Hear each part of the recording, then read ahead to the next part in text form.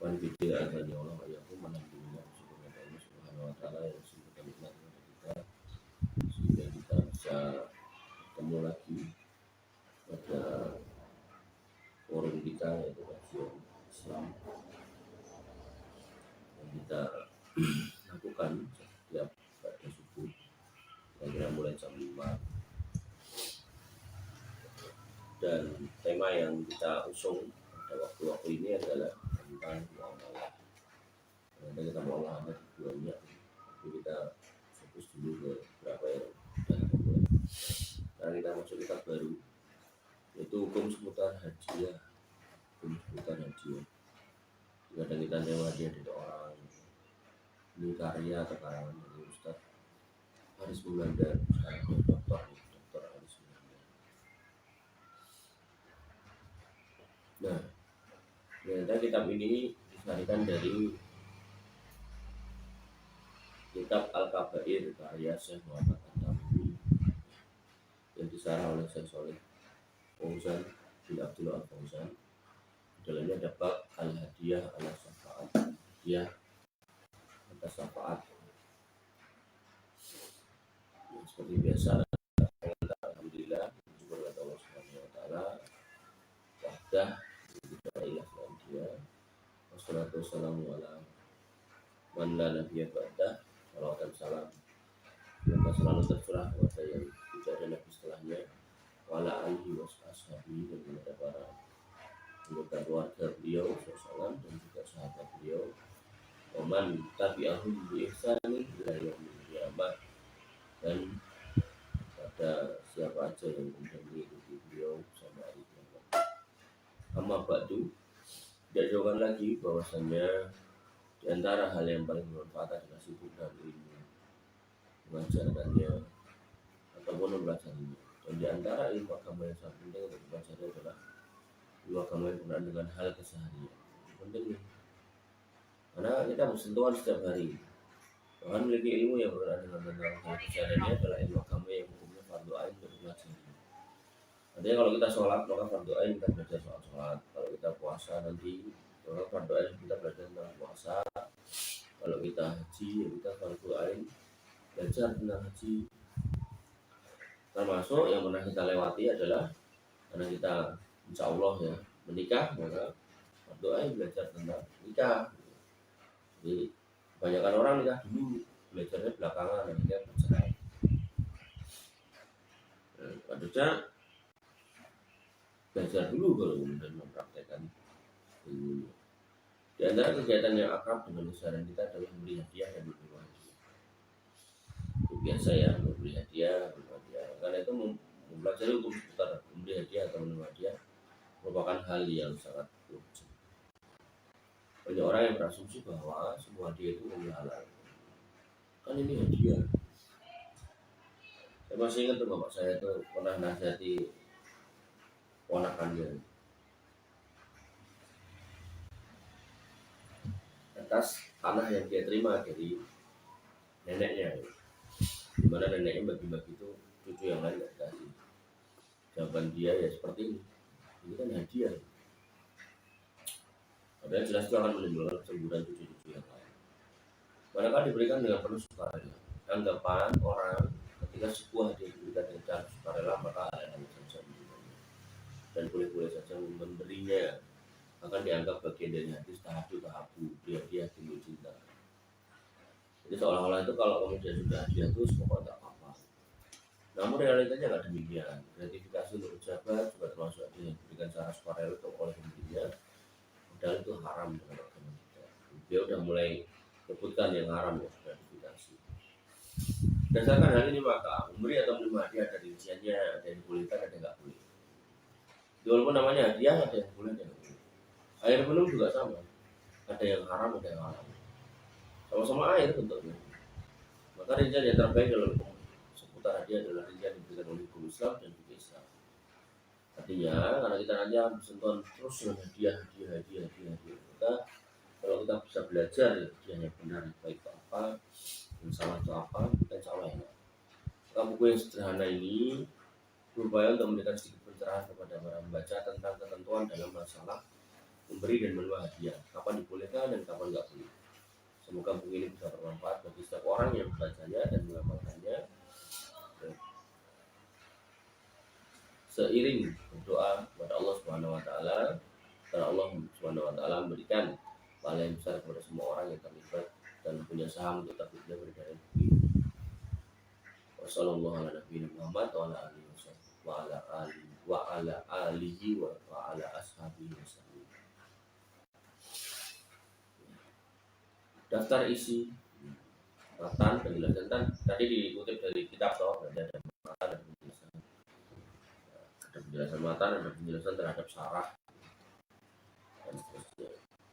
Matannya kan Abi Umamah radhiyallahu an marfu'an, dari Abi Umamah radhiyallahu an secara marfu', man syafa'a li akhihi syafa'atan fa ahda lahu hadiyatan 'alaiha fa qabalaha faqad ata min abwabil riba. Rawahu Abu Dawud. Barang siapa yang memberikan syafaat kepada saudaranya, sebuah syafaat atau memberikan hadiah kepadanya, hadiah faqabala, kemudian diterima, faqad ata, maka dia telah memberikan min abwabil riba, maka dia telah membuka dari pintu-pintu riba. Maksudnya apa?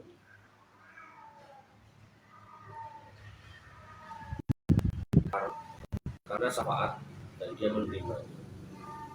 Bersyafaat yakin syafaat dan faat. Jadi ada orang yang merekomendasikan, dari rekomendasi dia dapat hadiah. Lalu hadiah dan alaiha. Jadi saya mau masuk kerja di pabrik ini mas, tolong bantu. Oh iya, saya bantu benar. Terus yang dibilang tadi, ini hadiah buat kamu.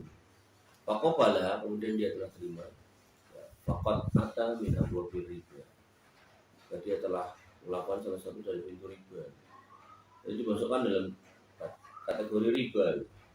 Paham ya? Jadi memberi rekomendasi untuk dapat kerjaan atau dapat kedudukan, terus dikasih gitu, itu salah satu pintu riba. Rawahu Abu Dawud. Kemudian warahu Ibrahim al-Harbi an Abdullah bin Mas'ud, dari Ibrahim al-Harbi dari Abdullah bin Mas'ud radhiyallahu anhu qala, berkata, as-sukhtu ayatu barrijalu al-hajjatu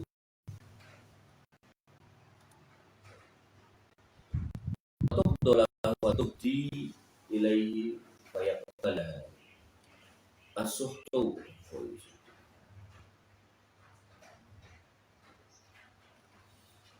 meminta, sukhtu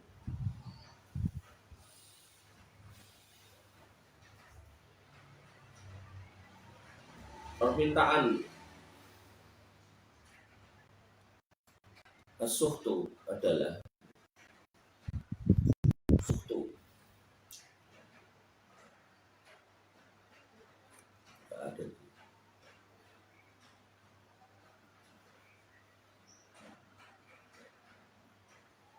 Jadi diistilahkan sebagai sukhtu. Gambarannya apa sukhtu itu? Harta yang haram gitu. Tapi namanya sukhtu, harta haram kan banyak tuh, dari riba, curian. Maka ini yang namanya sukhtu adalah ayat lu barrojulu al-hajjah. Seseorang minta hajat kepada seseorang. Waktu doa kemudian hajatnya dikasih untuknya. Waktu dilaihi fayaqbal. Kemudian karena dia sudah dipenuhi hajatnya, maka dia memberikan hadiah. Jadi misalnya apa ya, kita punya keperluan ini sama Pak RT ya Pak RW, Pak minta rekomendasi mau nikah kan? Belum udah jelas nggak ada tarif. Tarif kan buat negara ya, kita ngasih salam tempel, ya sukhtu, salam tempel. Walau an masyruk, dan dari masyruk anhu man radda an muslim madlumatan fa'atau, barang siapa yang kemudian menolak dari seorang muslim itu kedoliman, itu misal mau dicurangi itu atau melihat bilang kasihan suku, dia tuh karena perbuatan sedikit atau banyak, maka itu namanya suku. Qulna ya Abu Abdurrahman, kami lalu bertanya Abu Abdurrahman, makunna narasuhta illa riswata fil hukum. Kami nggak melihat dalam itu kecuali suap dalam hukum. Qala dzalika kufrun. Kemudian Abu Abdurrahman menjawab, itu adalah sebuah kekufuran. Dalam Al-Quran dikatakan Allah kan yakum bima anzalallahu fa ulaika humul kafirun. Siapa yang tidak berhukum dengan hukum Allah fa ulaika humul kafirun. Mereka orang-orang yang kemudian kafir. Tapi di sini tidak keluar dari Islam ya, tapi lebih ke kufrun tunda kufrin. Itu kekufuran, bisa kekufuran yang tidak keluar dari Islam. Nah, kita baca syarahnya, penjelasan matanya dari Abu Umamah itu tadi. Pada siapa yang memberikan syafaat kepada orang lain, lalu orang yang mendapat syafaat memberikan hadiah kepadanya. Syafaat itu rekomendasi. Syafaat dan jauh lebih banyak kita mendapat suatu lebih besar.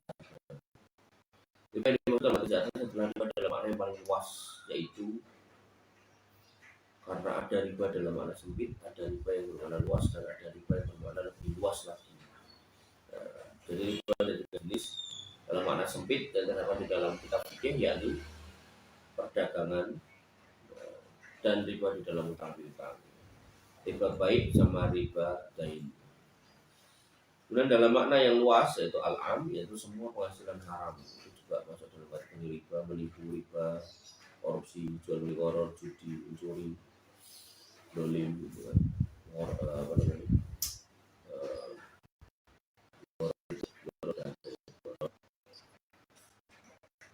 Kemudian riba dalam makna yang paling luas al-am,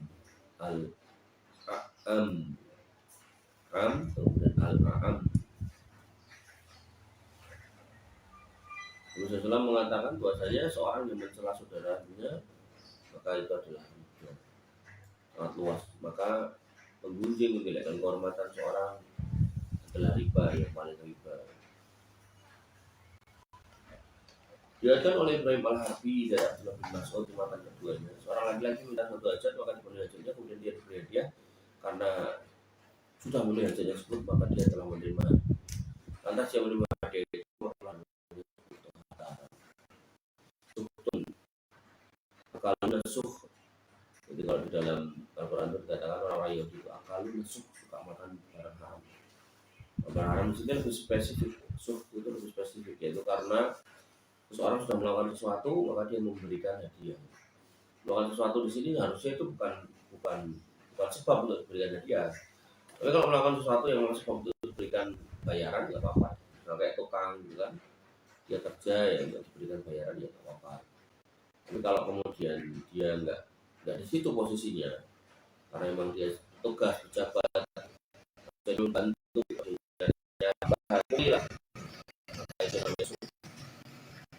Dan diriwayatkan pula oleh Ibrahim Al-Harbi dari Masruq, ini juga matan berikutnya. Abdullah bin Mas'ud mengatakan, siapa yang mencegah kezaliman dari seorang muslim, lantas dia memberikan hadiah kepadanya karena usaha tersebut, baik itu sedikit maupun banyak, maka itulah disebut dengan suh atau harta haram. Jadi kalau nasuh itu situ.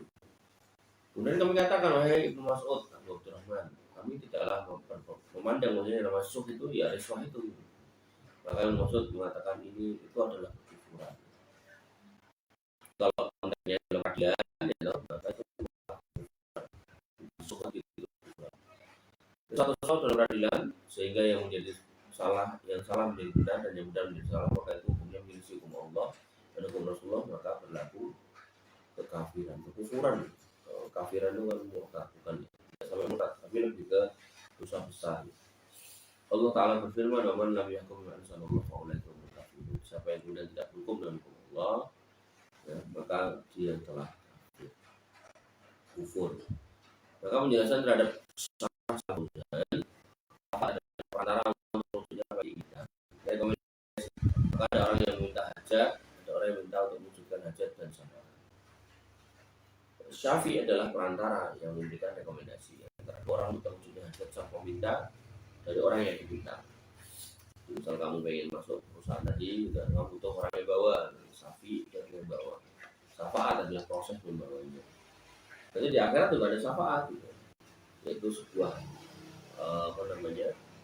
sebuah kondisi di mana seorang itu mendapatkan rekomendasi untuk diampuni. Ketika mendapatkan rekomendasi dari Rasulullah SAW, maka orang lain mendapatkan rekomendasi tersebut. Syafaat disebut syafaat apabila diambil dari kata syafa'. Artinya genap, ya, kebalikan dari ganjil. Artinya gini, orang awalnya nggak punya kerjaan, ganjil tuh. Nah, biar genap ya dia dapat kerjaan. Nah, biar dapat kerjaan dia butuh rekomendasi. Karena orang yang meminta sesuatu pada awalnya sendirian dalam permintaannya, lantas datanglah pemberi syafaat. Maka tergabunglah dengan orang yang memiliki hajat, maka jadilah pihak yang melakukan bersama. Jadi orang setelah meminta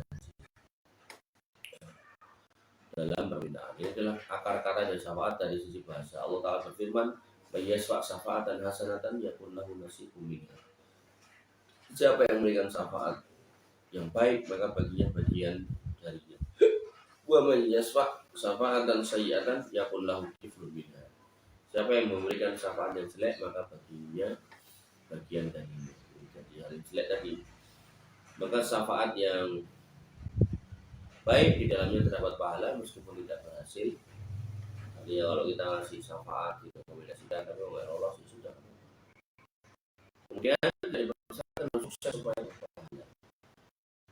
Dalam bersama isfa'u tuk jaru wa qadallahu ala lisanin wa rasulihi ma sya'a ma yasha. Bila syafaat maka kalian akan diberi pahala. Dan Allah menetapkan melalui lisan Rasulnya apa yang Allah kehendaki. Nanti orang yang dimintai syafaat itu tidak harus mengabulkan permintaan orang yang mengajukan syafaat. Tidak boleh ada syafaat dalam hukum had. Maksudnya orang itu mau dihukum jangan. Melarang orang untuk dihukum itu syafaat. Itu tidak boleh.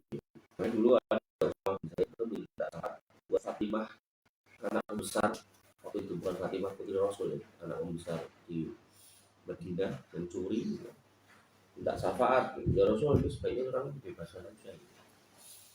Karena sukunya heboh nih, masa anak kepala suku saya dipotong tangan.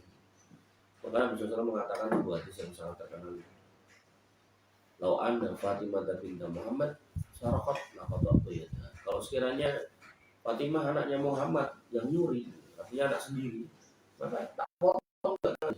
Karena Fatimah yang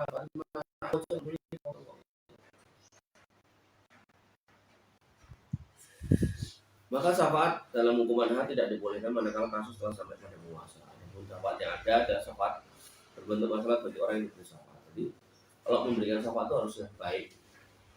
Terus kamu tak rekomendasikan untuk nyolong di sana, itu tidak benar ya. Kemudian yang kedua, bukan perkara dalam hukum had. Ya, jadi nanti bukan untuk menghilangkan hukum. Kemudian yang ketiga, tidak merugikan pihak manapun. Dan yang keempat, yang keempat, pemberi syafaat tidak mengambil dan menerima kompensasi atas syafaat, yakni hadiah apapun.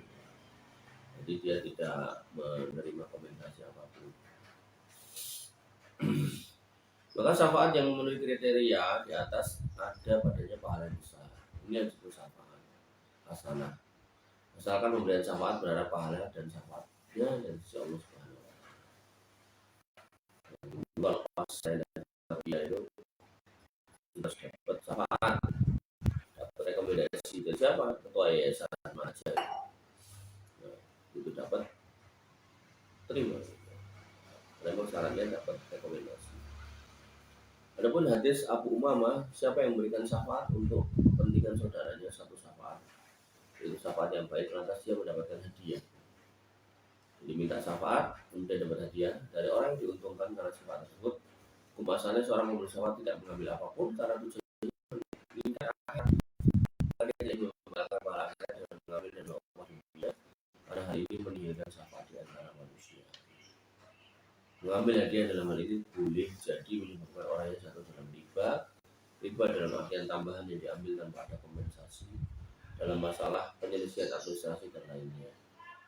Di satu sisi ini mengambil tanpa alasan, di sisi lain karena syafaat adalah amal kebajikan, sehingga hukum asalnya adalah ikhlas kepada Allah Subhanahu wa Ta'ala.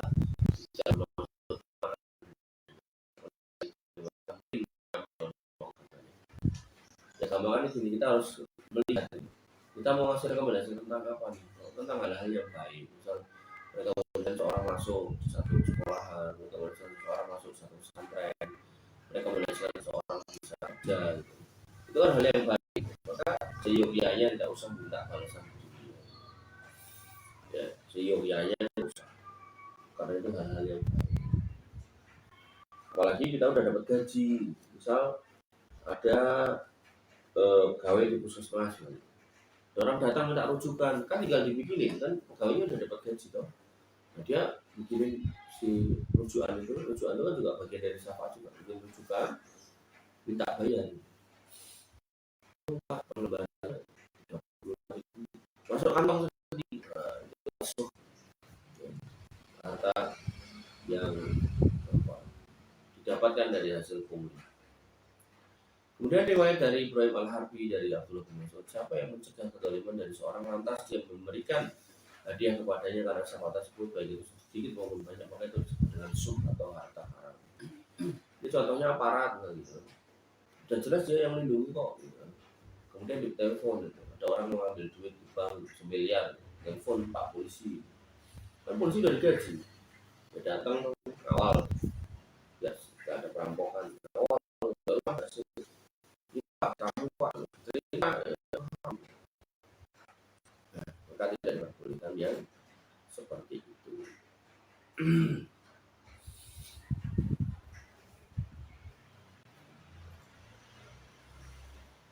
Kemudian maka beliau Abdullah bin Mas'ud menemai hadiah dengan syafaat dengan sebutan suhton, yaitu harta yang haram. Namun syafaat yang baik terjadi karena mewujudkan apa yang diinginkan, dan itu upah atau untuk mencegah bahaya. Bahkan tidak ada itu karena itu suhton.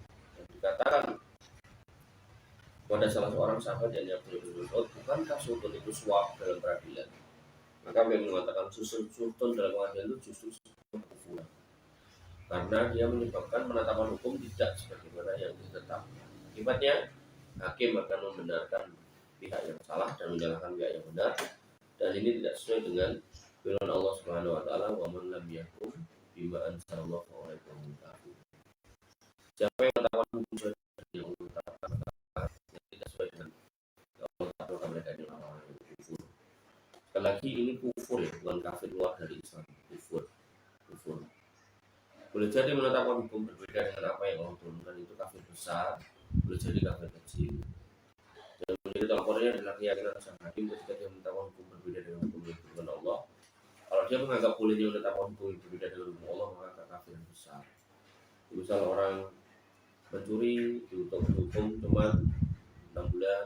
Kalau hakimnya meyakini hukum ini lebih baik daripada hukum Islam, ya dia bisa kafir besar.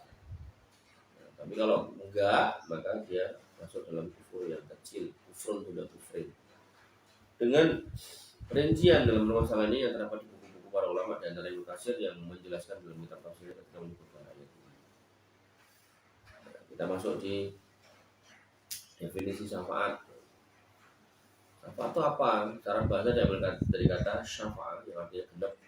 Dan misalnya istilah syafaat ialah meminta kebaikan, boleh jadi mendatangkan masalah atau mencegah mudarat untuk kepentingan orang lain dari orang lain. Jadi rekomendasi. Kemudian ada definisi lain berkaitan dengan syafaat, jadi menjadi perantara untuk kepentingan orang lain di hadapan pihak tertentu supaya mendapatkan manfaat dan mencegah bahaya yang akan menimpa orang tersebut. Jadi ada mungkin dia langsung merekomendasikan, ada juga mungkin pihak ketiga yang kemudian menjembatani. Nah, ini juga bisa bermakna syafi' atau pemberi syafaat. Syafaat ada dua, yakni syafaat dunia dan syafaat akhirat.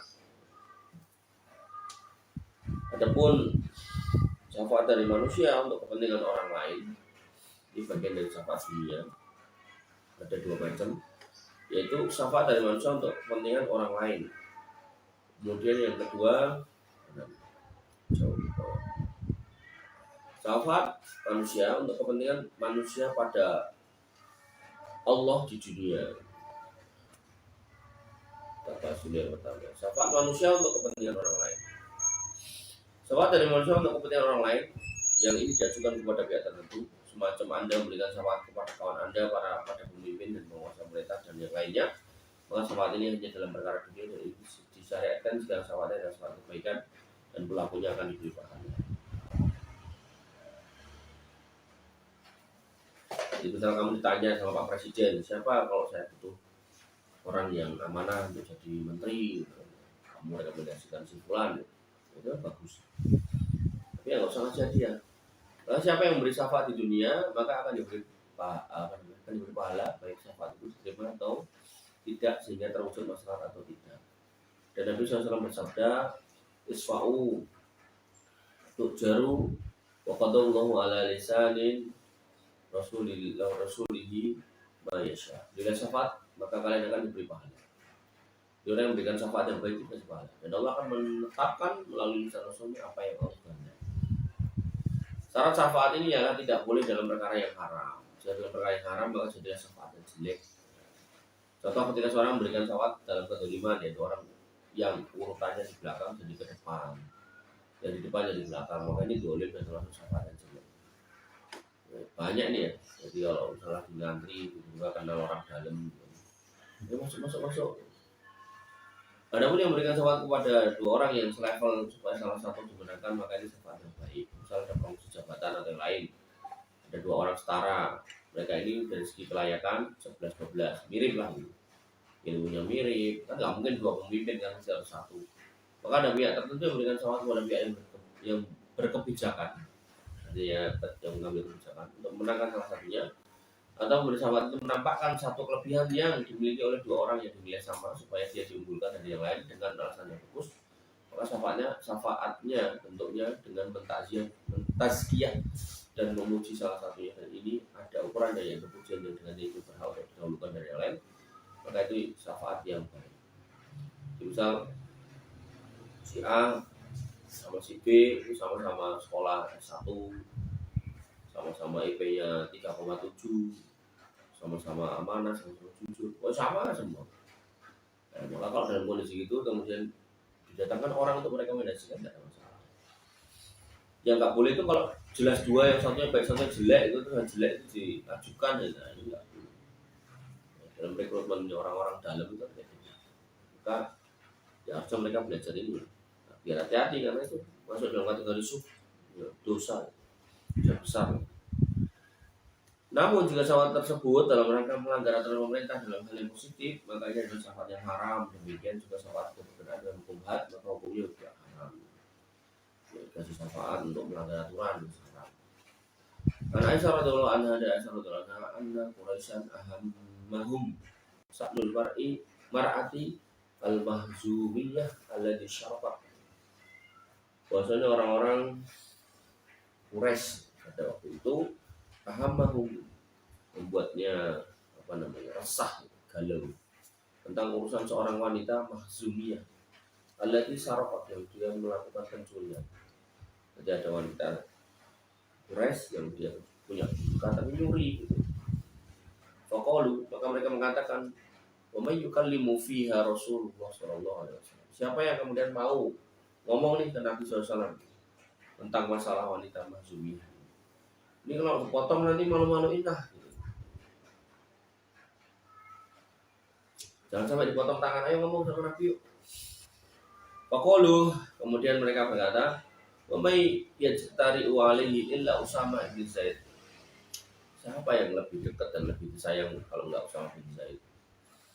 Hibbu Rasulillah sallallahu alaihi wasallam. Usama bin Zaid itu kan cinta Nabi sallallahu alaihi wasallam. Usama bin Zaid, Usama itu anaknya Zaid bin Sabit, Zaid bin Sabit itu anak angkat Nabi sallallahu alaihi wasallam. Ya. Dan dia punya anak namanya Usama. Ya, makanya cucu kesayangan ya. Tapi karena nggak boleh ngangkat anak, jadi Usama bin Zaid itu ya dianggap kesayangan aja. Jadi tidak didasarkan kepada Nabi sallallahu alaihi wasallam. Fakallamahu Usama, kemudian Usama ngomong ke Nabi sallallahu alaihi wasallam. Jadi kalau kita ya kayak foto ngomongin baik gitu. Misalnya kan kemudian foto kesayangan gitu. Mesti ngomong kan dulu ngomong yang baik. Faqala Rasulullah SAW, Nabi SAW mengatakan, atasfa'u fi haddin min hududillah. Apa kamu mau ngasih syafaat, rekomendasi agar seseorang yang harusnya dihukum gak jadi dihukum? Ya. Summa qama fahtatoba. Kemudian Nabi berdiri dan berkhutbah dengan lantang tentunya kalau ada bahasa khutbah. Summa qala, kemudian Nabi mengatakan atau bersabda, innama ahlakal ladzina qablakum, sungguh telah dihancurkan orang sebelum kamu, annahum kanu idza syaraqa fi syarif taraku, karena kelakuan mereka dulu ya, kalau ada orang yang mulia di kampungnya nyolong, taraku, ditinggalkan hukumnya. Wa idza syaraqa fihim ad-dhaif aqamu, kalau kemudian yang nyolong ini orang lemah, dihukum. Ya, sekarang toh koruptor bebas gitu kan, mereka yang mati bakar. Aqamu alaihi al-had, hukum, tegakkan hukumnya. Wa imullahi, maka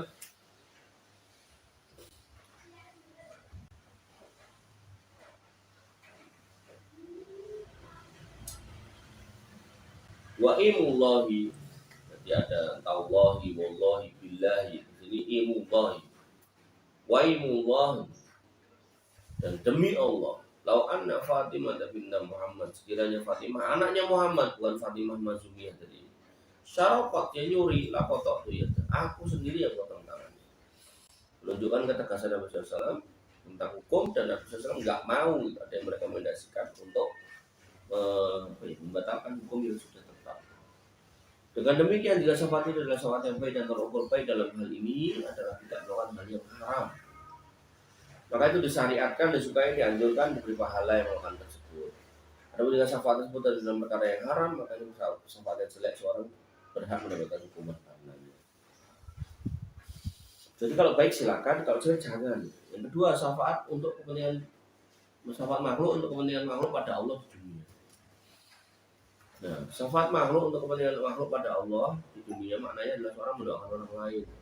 Konteksnya itu amalan orang lain untuk orang lain, tapi tujuannya adalah Allah, bukan manusia. Seperti apa? Seperti hadis sholat jenazah. Menarik ini. Rasulullah mengatakan, "Mamin rajulun muslim yamut." Orang Islam mana aja yang meninggal. Fayakum ala janazati arba'una rajulan, kemudian dia menyolatkan 40. La yusyrikuna billah, yang tidak musyrik, illa syafa'ahumullahu fihi, kecuali Allah akan mendapatkan, memberikan syafaat, mengabulkan syafaat orang-orang itu pada jenazah tersebut karena sebab orang-orang yang menyolatkan.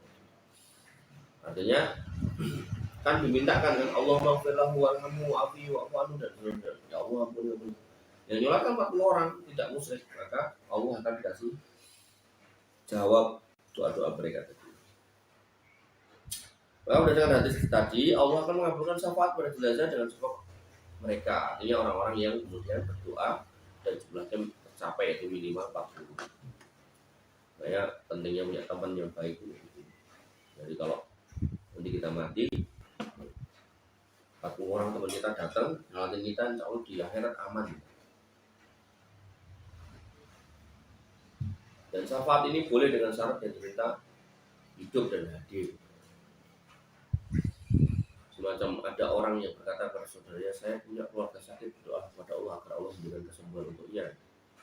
Makanya disebut syafaat. Jadi orangnya harus hidup yang diminta ya. Karena menurut syafaat menggabungkan doa dengan doa orang tersebut. Tapi kalau yang diminta mati, lah ini salah. Baik, ikhwan fillah azan ya Allah wa iyyakum. Saya rasa saya cukupkan dulu sampai alam dulu. Besok kita lanjut hadiah. Jadi syafaat sudah, kita lanjut hadiah.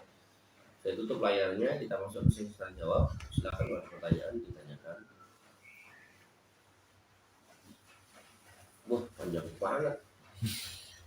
Pertama, terkait suami yang memberikan nafkah kepada keluarganya dari pekerjaan yang haram, saya masih bingung memahami antara hadis tidak akan masuk surga daging yang tumbuh dari makanan yang haram dan neraka lebih baik baginya.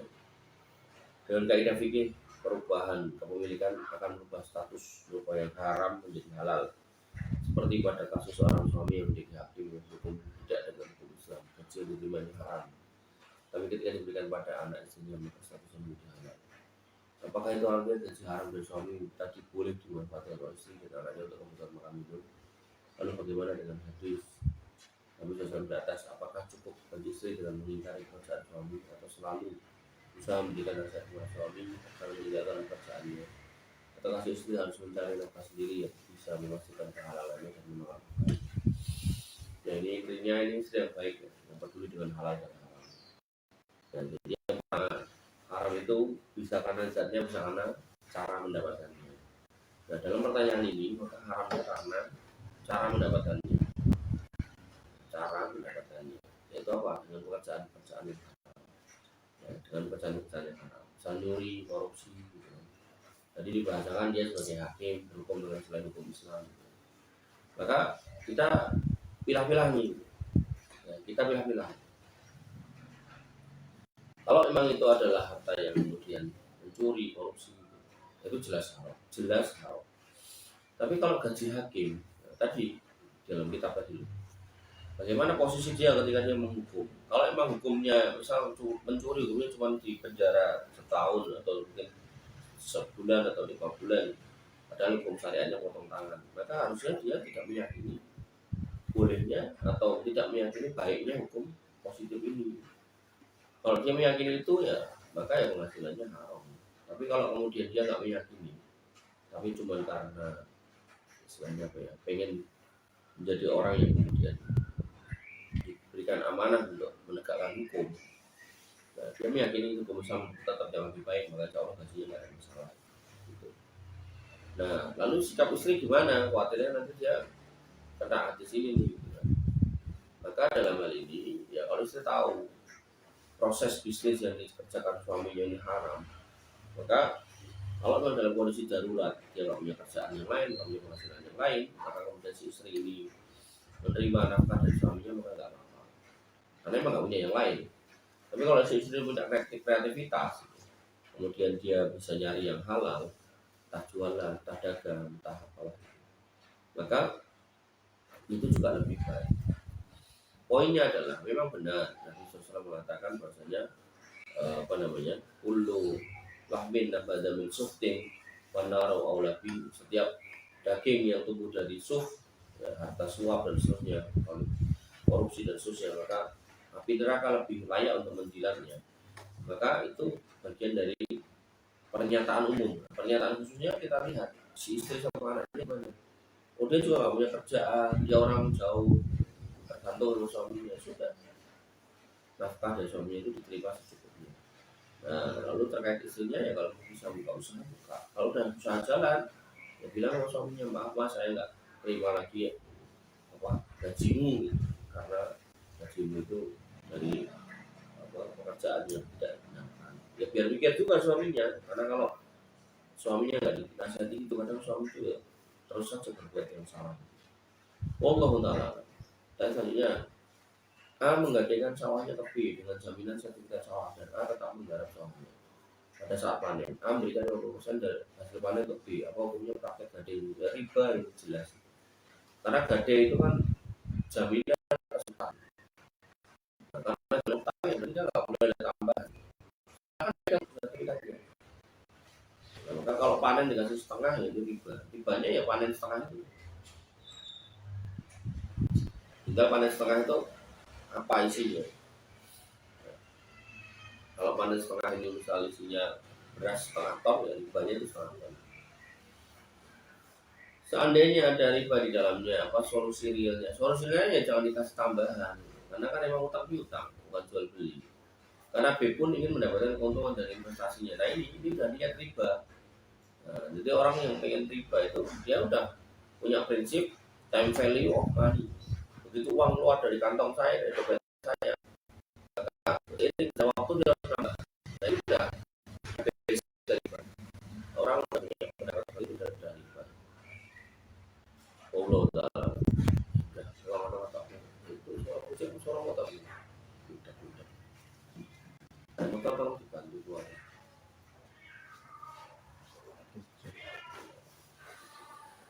Kemudian yang selanjutnya saya membutuhkan sejumlah uang dan saya berencana menggadaikan BPKB.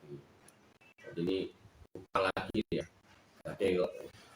Kendaraan motor saya ke tempat penggadaian dengan uang sebesar 3 juta dan saya membayarnya mencicil di 10 kali cicilan sebesar 3,15. Apakah ini termasuk riba? Jelas riba.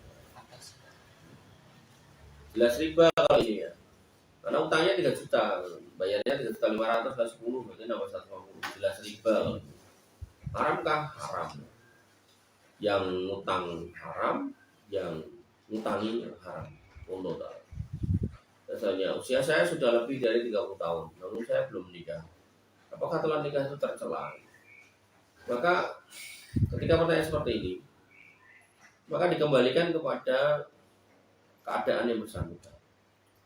Kalau yang bersangkutan baik-baik aja, nggak ada nafsu yang meledak-ledak, nggak ada keinginan untuk berzina, alhamdulillah. Kemudian nggak ada penyimpangan seksual, misal masturbasi, onani dan seterusnya. Maka belum menikah nggak apa-apa.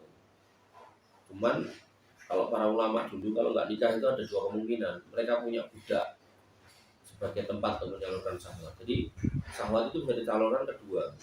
Satu kepada budak. Kalau kepada budak ini nggak perlu nikah. Yang penting beli budak perempuan itu bisa dibangun.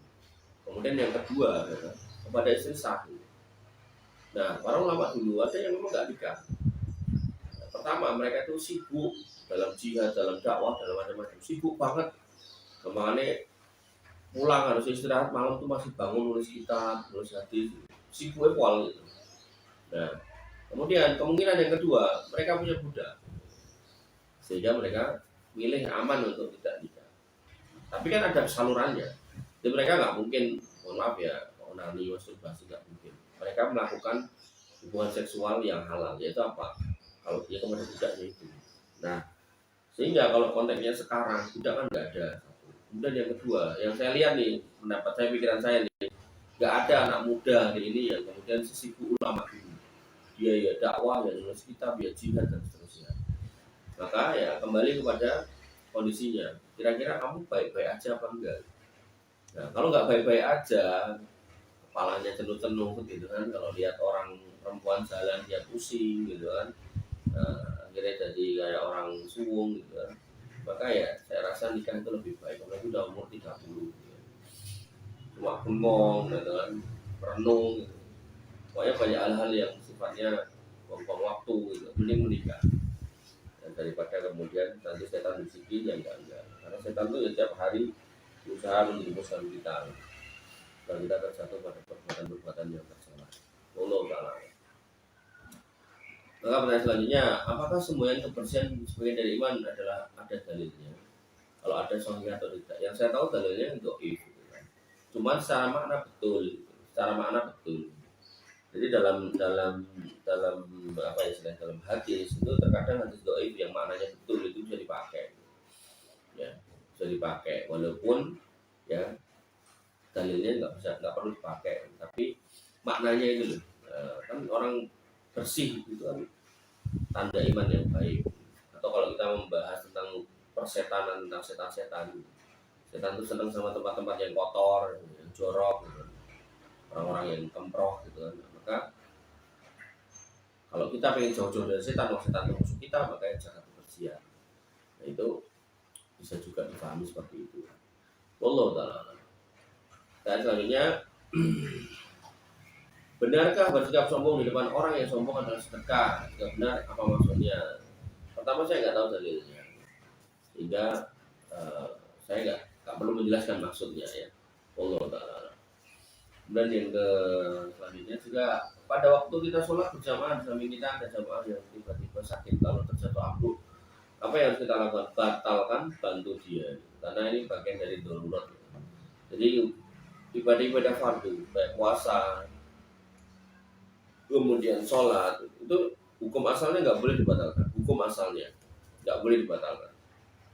Tapi kalau ada kedaruratan, faman ittara alaiha ghairu baghin wal adil wal udwan alaihi, maka kalau ada kedaruratan, darurat jelas dia tadi bahasanya ambruk, itu kan darurat kan, nah, antara hidup dan mati gitu kan, maka dibatalkan aja dan kemudian dibantu, nanti baru kemudian sholat ulang. Sama halnya kayak ini loh, jadi kadang-kadang ada orang bingung, lagi sholat gempa, masjidnya mau rubuh gitu, terus tetap sholat gitu kan. Sebagian orang memuji perbuatan tersebut. Kalau secara fikih ya harusnya dibatalkan, menyelamatkan diri, karena ya ketimpa bangunan ya bisa mati. Lo kan nanti mati syahid, ya mati syahid juga mati syahid, tapi juga nggak gitu juga kali gitu. Jelas-jelas bahaya di depan mata kok kemudian dia nggak menyingkir. Mati syahid itu adalah kayak orang jihad dulu. Orang jihad itu memang dia ngejar kalau nggak menang mati syahid. Tapi apakah kemudian kalau dia perang terus nggak persiapan, nggak bawa senjata, musuhnya menyerang dia nggak melawan, terus ben mati aja tak diem aja, ya enggak lah, tetap melawan, tetap berusaha untuk mengalahkan musuhnya, tetap berusaha untuk menang kan gitu. Kok pada akhirnya kemudian terbunuh, nah itulah mati syahid yang baik. Sama halnya dengan gempa tadi itu. Ya benar orang kemudian kalau ketika masjid itu ya dia akan mati syahid. Cuman kalau nyata-nyata udah tahu bisa menghindar kok nggak menghindar gitu. Maka ini ya kurang tepat saya rasa itu. Secara fikih itu kurang tepat, harusnya menghindar dulu. Kok pas menghindar dia keduluan ke apa namanya kerubuhan masjidnya, insya Allah bisa. Gitu ya. Sama kayak orang jihad tadi loh, nggak mungkin. Waktu saya pedangnya atau apanya senjatanya tinggal aja pakai apa namanya tangan kosong, sedangkan musuhnya mungkin pakai panah, pakai pedang. Ini bacokin badan saya depan belakang juga kalau perlu gitu. Kepalanya sekalian gitu. Ya ini kan konyol kalau kayak gitu ya. Maka hal-hal yang sifatnya apa namanya darurat itu juga harus bisa dipahami, ada usaha dulu untuk menyelamatkan diri. Allah taala alam. Biasanya bismillah baca Quran 100 ayat di malam hari dan kita mu'alaf baca setelah maghrib tapi belum selesai 100 tapi sudah masuk isya. Apakah masih berlaku fadilah dilanjutkan setelah isya? Bisa ya, dilanjutkan aja apa-apa. Dan kita mu'alaf baca setelah maghrib. Bisa itu dilanjutkan setelah isya, bisa, tak apa-apa. Dan dalam saya lupa ya punya hadis ya. Jadi kalau nggak salah itu yang membaca 100 ini nanti akan dilindungi dari syaitan, dari godaan syaitan di rumahnya. Ya, Allah taala. Bisa dilanjutkan setelah isya. Dan selanjutnya mau tanya hukum bekerja di suatu hotel atau villa yang mendapatkan fee dari pengunjung atau penginap itu bagaimana ya? Maka kita harus tanyakan pada yang punya villa. Tanya yang punya villa, Pak, saya kan udah hilangan gaji. Setiap kedatangan pengunjung saya dapat 100.000. Ini saya kalau ditambahin sama yang nginep nih, gimana boleh nggak? Kalau yang punya villa nggak apa-apa mas, ambil aja. Alhamdulillah. Kalau nggak boleh, kasih yang punya villa. Ya udah, monggo buat bapak aja. Atau kalau dia pun juga nggak mau tapi nggak membolehkan, ya kasih ke fakir miskin, sudah kokan dan seterusnya. Kemudian saran saya ya kalau buat villa-villa ini pastikan yang datang ini orang-orang yang baik. Kadang nyewa villa terus di situ buat dugem, buat mabuk, buat zina. Gitu. Nanti orang-orang yang nunjukin villanya ini juga dapat dosanya. Ya. Jadi makanya kalau ngelola villa itu bagusnya tuh tulis sih villa khusus keluarga. Nah, nanti pas orang mau pakai itu diminta buku nikahnya atau disuruh nunjukin buku nikahnya. Biar plong gitu loh. Jangan sampai udah dapetnya sedikit terus baru yang akhirat jadi rekoso gitu. Harus menebus dosanya. Wallahu taala alam. Saya ingin bertanya apakah pegawai bea cukai termasuk pegawai haram seperti pekerja bank konvensional? Bea cukai itu ada banyak model ya, yang mana gitu kan. Maka menurut sejumlah ulama gitu, mengutip hadis Nabi SAW, la yadkhulul jannata sahibul maks, tidak masuk surga orang yang dan pungutan atas barang yang masuk. Maka kalau kemudian dalil itu yang dipakai, ya tentu dia juga dalam artian yang memajukan barang masuk. Gitu. Maka itu ya kena di hadis itu, Ya, sehingga ya kalau dia juga maksudnya yang itu ya kena. Karena barang masuk itu harusnya sih tidak usah dipajakin gitu. Cuman kan aturan negaranya harus pajakin, kalau dipajakin nanti barang yang di dalam negeri itu hancur gitu. Maka ada khilaf sebenarnya di sini, ada khilaf ulama di situ tentang hukumnya. Ulama yang melarang itu pakai hadis itu. Ulama yang membolehkan itu pakai qasid syariah. Qasid syariah itu gini maksudnya. Kalau nggak diatur, dibiarkan dibuka kerannya, maka nanti usaha di dalam negeri itu hancur. Maka disitulah kemudian ada sebagian ulama yang membolehkan, apalagi negaranya butuh masukan untuk menjalankan operasional negaranya. Jadi ada sisi daruratnya. Nah, wallahu alam yang mana gitu kan? Kalau memang gitu kan? Kalau memang meragukan di hati, maka ditinggalkan itu lebih baik. Tapi kalau memang kita mau kerja di situ, ya pastikan kita punya argumen yang kuat sehingga nanti kalau kemudian kita menghadap Allah Subhanahu wa taala kita punya argumen Ya Allah, saya jadi pegawai bea cukai untuk melindungi industri dalam negeri. Saya jadi pegawai bea cukai untuk kemudian melindungi jangan sampai negara kita ini memasukkan barang-barang haram gitu kan.